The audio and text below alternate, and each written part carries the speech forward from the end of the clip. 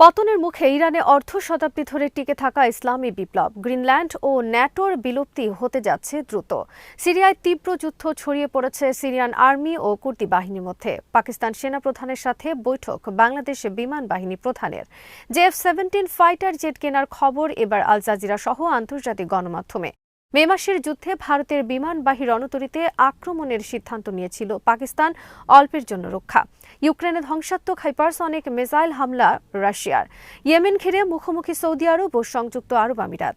Bdviews ইনফোটেনমেন্টে স্বাগত জানাচ্ছি আমি সুস্মিতা দাস। আজ জানাবো ইরানের আন্দোলন পরিস্থিতি এবং প্রতিরক্ষা সংক্রান্ত গুরুত্বপূর্ণ কিছু খবর। পতনের মুখে ইরানে অর্ধ শতাব্দী ধরে টিকে থাকা ইসলামী বিপ্লব।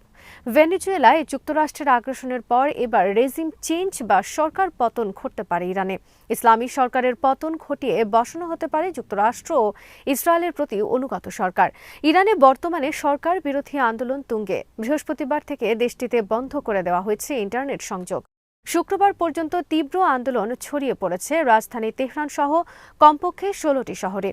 বিক্ষোভকারীরা বিভিন্ন ভবনে অগ্নিসংযোগ, ভাঙচুর ও লুটপাটে জড়িয়ে পড়েছে। এরই মধ্যে যুক্তরাষ্ট্রে বসবাসরত ইরানের মার্কিনপন্থী সাবেক বিতাড়িত রাজা শাহ পাহলবির ছেলে রেজা পাহলবি নিজেকে ইরানের অন্তর্বর্তীকালীন প্রেসিডেন্ট ঘোষণা করেছেন 100 দিনের কর্মসূচি। রাজপথে বিক্ষোভকারীরা স্লোগান দিচ্ছে তার নামে। তবে বিবিসি, CNN সহ অনেক গণমাধ্যমের বিশ্লেষণে বলা হয়েছে, যুক্তরাষ্ট্র হয়তো ইরানে আরেকজন রাজাকে ক্ষমতায় বসাবে না। রেজা পাহলবির পরিবর্তে ইরানের অভ্যন্তর থেকে অন্য কাউকে বেছে নিতে পারে। তবে ইরানে বিরোধী দলগুলোর মধ্যে রয়েছে তীব্র বিরোধ।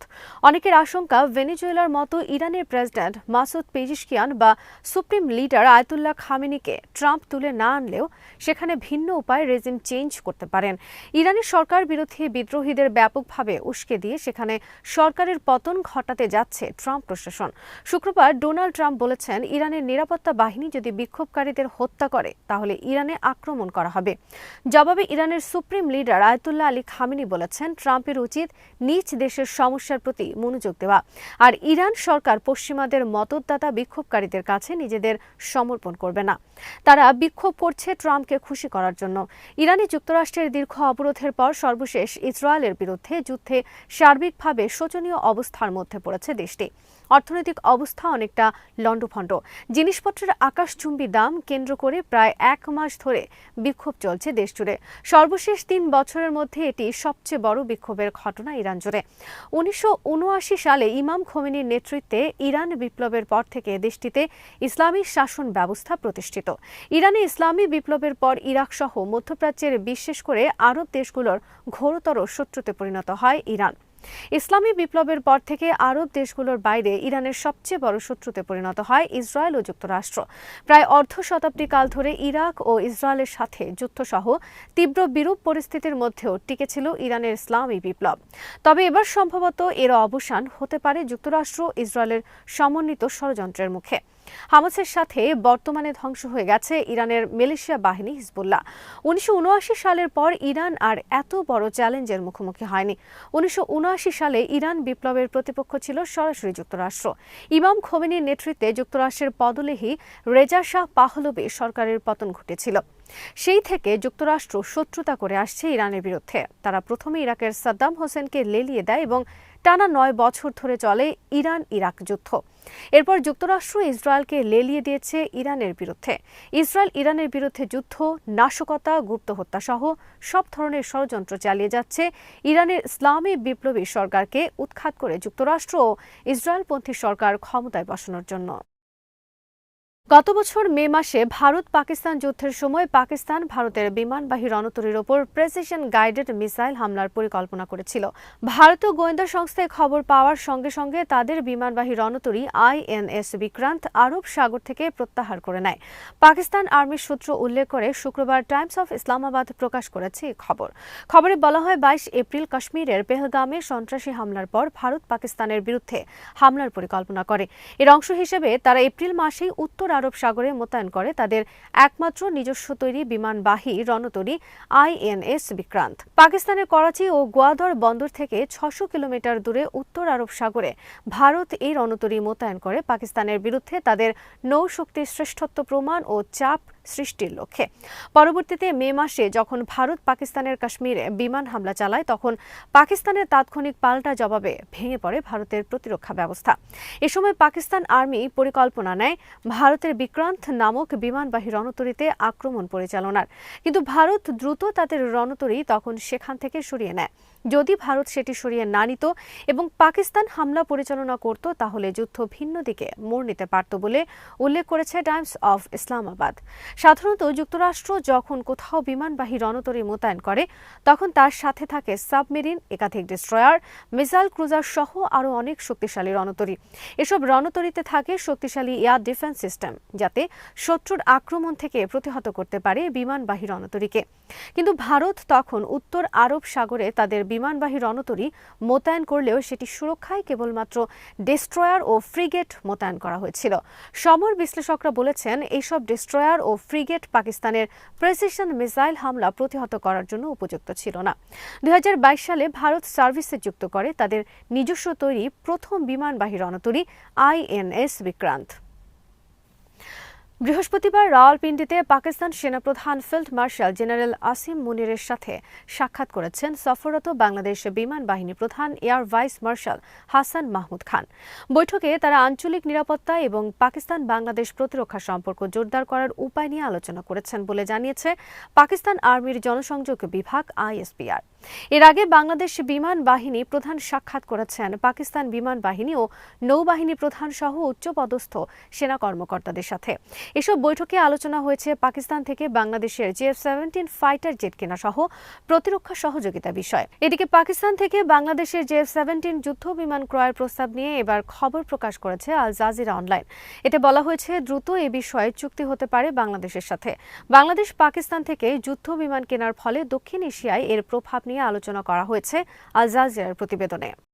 সিরিয়ার আলেপ্পো অঞ্চলে তীব্র যুদ্ধ ছড়িয়ে পড়েছে সিরিয়ান আর্মি ও বিদ্রোহী কুর্দিদের বাহিনী সিরিয়ান ডেমোক্রেটিক ফোর্সেস বা SDF এর সাথে। যুদ্ধের ফলে ইতোমধ্যে 1.5 লাখের বেশি মানুষ বাড়ি ঘর ছেড়ে পালিয়ে যেতে বাধ্য হয়েছে। আলেপ্পো অঞ্চলে বর্তমানে তুষারপাত চলছে এবং তারই মধ্যে ছড়িয়ে পড়া যুদ্ধের ফলে জনজীবনে চরম দুর্ভোগ নেমে এসেছে।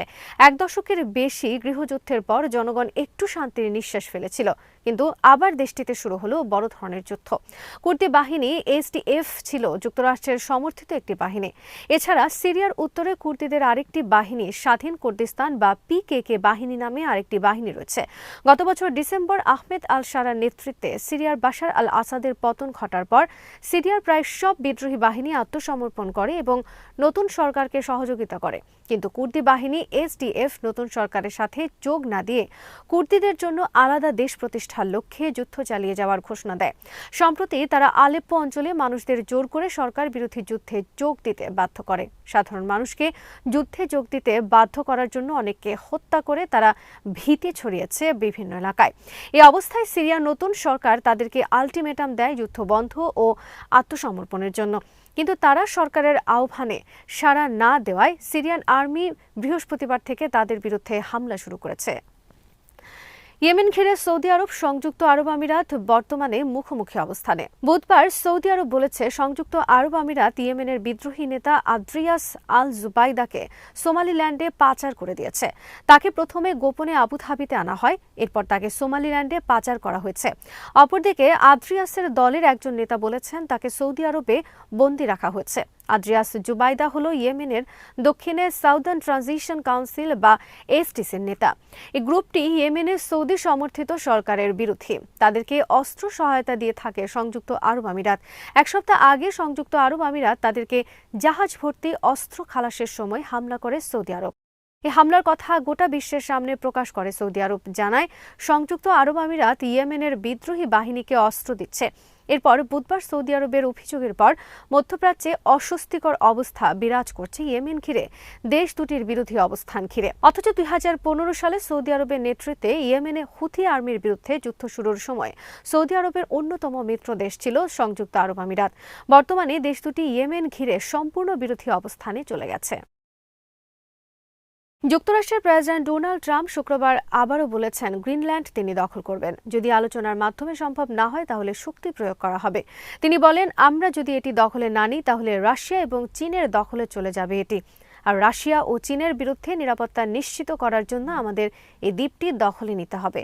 শুক্রবার বিবিসির এক বিশ্লেষণে বলা হয়েছে, ইউরোপের অনেক কূটনীতিক ও বিশ্লেষক মনে করেন গ্রিনল্যান্ড ও ন্যাটোর দ্রুত সমাপ্তি ঘটতে যাচ্ছে এবং এই লক্ষ্যে তাদের প্রস্তুত থাকা দরকার।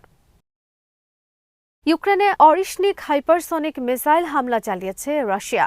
বৃহস্পতিবার মধ্যরাতের পর রাশিয়া ড্রোন ও শক্তিশালী ব্যালিস্টিক মিসাইল হামলা চালায় ইউক্রেনের পশ্চিম অঞ্চলীয় শহর লভিভ সহ বিভিন্ন অঞ্চলে। অরিশনিক হাইপারসনিক মিসাইল হামলার পর আতঙ্ক ছড়িয়ে পড়েছে ইউরোপে। রাশিয়া গত বছর নভেম্বর মাসে প্রথম ইউক্রেনের বিরুদ্ধে হামলা চালায় অরিশনিক হাইপারসনিক মিসাইলের সাহায্যে। এটি ছিল রাশিয়ার ব্যতিক্রমী এই মিসাইলের প্রথম হামলা।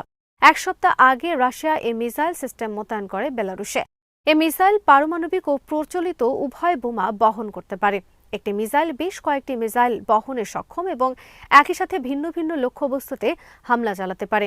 গোটা ইউরোপ এই মিসাইলের আওতায়। অরিশনিক একটি ল্যান্ড বেসড ব্যালিস্টিক মিসাইল এবং গতি শব্দের তুলনায় 10 গুণ। অরিশনিকের আগে রাশিয়ার কাছে 3 ধরনের হাইপারসনিক মিসাইল ছিল।